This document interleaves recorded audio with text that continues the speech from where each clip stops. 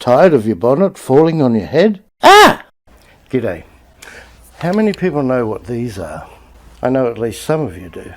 Chances are you've seen these a few times every week in your own vehicle, but not really paid attention to them. These are gas struts used for supporting the boot or bonnet, which is trunk or hood, depending on your country. And I realised I needed to replace these after my latest video where I went to open the engine bay and found at the time, because I'm on a bit of an angle now, it kept wanting to fall on my head, which is never good. So I'm going to show you how to do this really quickly, because a lot of people struggle trying to bash them on with a hammer or lever them on. I know, because I used to be one of those people, but in fact it can be something you can do at home in a few minutes. So maybe just to avoid stabbing your fingers, get a flat bladed screwdriver about the same width as the little slit there, if you can see it. Go under there on a firm surface and that just pops up like that. Prepare all four ends the same way. It makes life easier. And there's no need to lubricate these because you'll see there's already a smidge of lubricant in there, grease. So no need to do anything about that. Never spray lubricant or anything for that matter on the struts. Not only don't they need it, but you'll probably find soon after that the strut stops working. Hey folks, sorry to interrupt myself. I wanted to say sorry for the next section. My trusty sound recorder of 10 years decided to fail in the middle of it. Another expense to make free YouTube videos for people. So by the time I realised that, I went and grabbed one of my shotgun mics, mounted it on the camera to finish. And once I realised that, I wasn't about to disassemble the struts, put the old ones back on, then take the new ones and put them back on. So I'll do my best to enhance the audio for the next section, but yeah, sorry about that. Anyway, so let's get into that. So once you've prepared the other struts, make sure, preferably you've got someone holding it up for you so you don't get conked on the head. If not, prop it up, but always do one at a time. So we'll start with this one for no particular reason. Put your screwdriver in there. And that will just pop out. And you do the bottom one. This is the same method for every car, basically. Just keep your eye on your head.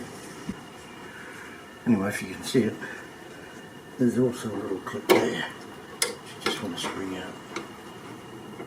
Okay. In that case, it went way away. But this is being discarded anyway. So let's take this one off. So now you can just remove the other one, pop it off like that. And there we have it.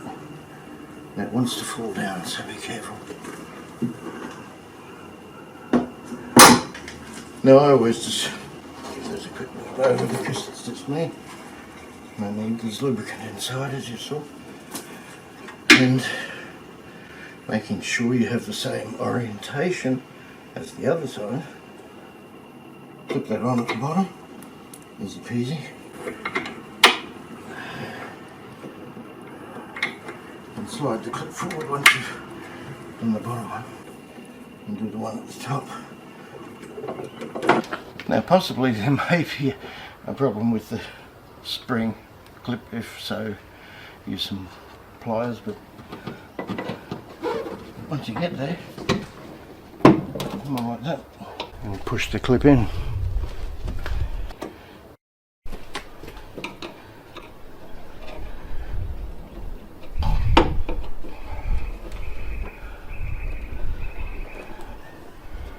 There you go. Make sure they're clipped all the way out. Yep, all good. Do the same thing on the other side with the clip. Screwdriver in there.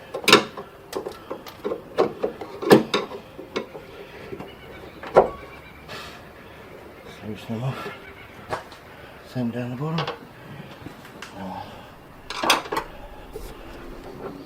Take that one off. Same down the bottom.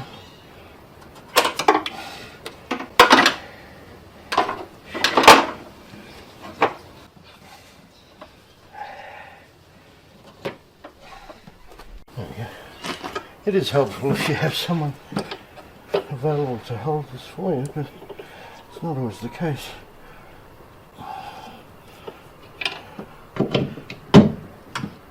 So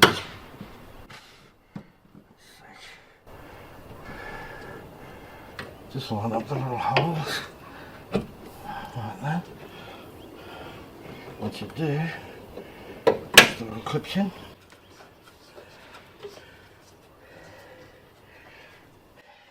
So gas struts come in many different lengths and slightly different thicknesses at times too. I've replaced many in many vehicles. To use the analogy loosely of a car tyre, they do lose pressure over time, although gas struts, they don't lose pressure anywhere near as fast. By the way, you should check your tyre pressures at least every 2 weeks. Side note. But yes, in some instances not only do they support the weight of the heavy item that they're holding up, which is either the boot or bonnet, or in America it's the trunk or the hood, but sometimes they also assist with the lifting of that item. So in theory it's quite easy. You might encounter problems. There's no guarantees with this video that it will be instantaneous, but you can save a lot of money. And if you want to find aftermarket parts like this, look, I'm a big advocate for genuine parts. I decided to buy a genuine part recently for a switch at the side of the transmission. I paid more than double for what I could have got for less than half price. But on this occasion, these gas struts, they're never made by the factory anyway. So if you want to pay maybe hundreds of dollars more than the $20 for the pair this one cost me, that's up to you. If you want a little logo on it from the company. Yeah. For me, I'd rather spend a couple of $100 elsewhere. So now at least, you see, that's what it should do.